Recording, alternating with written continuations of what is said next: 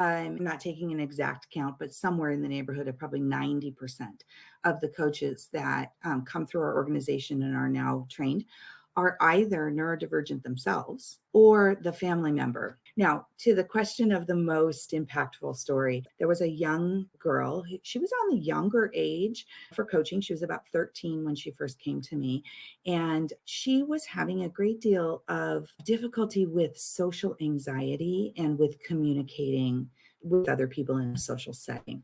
And so her mom reached out to me and said, boy, I feel like we need some help with this. She's having a great deal of difficulty interacting even with teachers or coaches or whoever the case may be. And so do you think you could work with her?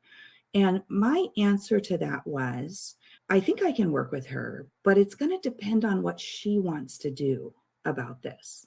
So coaching is not something that would, for example, teach you how to talk to people or do some of the sort of what we think of as traditional training around social skills. Like, we're not going to teach you to make eye contact. We're not going to give you a pat set of answers about here's how you conduct a social conversation.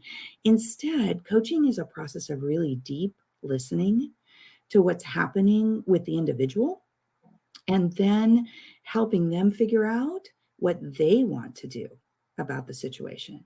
And so I explained to this mom that I will talk to your daughter and let's get a sense for what her internal experience is with this. What's her lived experience?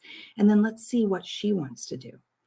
And so when I met with her, I asked her that. I said, Mom's thinking it might be good to have some help with social interaction. And what I'd like to know is, how do you feel about these social interactions that you're having? And what would you like to see that be like?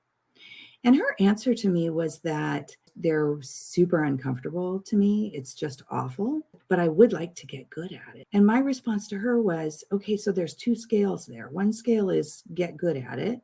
And the other scale is be more comfortable with it, because I'm really concerned that no matter how good you get at it, we need you to feel like it's serving your needs and that you can be comfortable with it. And so we decided to set up the coaching in that way. It was two scales. How do I get good at it? And how do I feel better about it? And so we worked together for about 6 months and we worked on those two things. And we did a lot of role playing and scenario planning and things like that. And by the end of it, we decided that she was feeling good and had made a lot of progress and didn't need to continue with the coaching. Although we did later have her take a group coaching program on how to advocate for oneself that we have for teenagers, but that's a different story. In the individual coaching that she did, I got a message from her mom at the end of the coaching saying, wow, we typically would go to a school event that she would be involved in. And boy, as soon as that event was over, we are at the door and ready to go because there was so much discomfort around that unstructured kind of interaction at the end. And last night, we went to a school event and we were waiting at the door and she didn't come out and she didn't come out.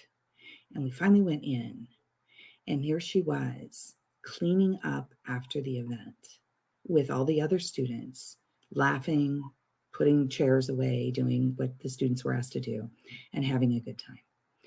And when she finally came out to the car to leave, her mom asked her, wow, it's such a difference in your interactions. What was it that made that difference? Was it that you're just getting older or the people, or do you think it was the coaching? And she said, oh, absolutely 100%. It was the coaching. And so now we have a young lady who can navigate her world a lot more comfortably.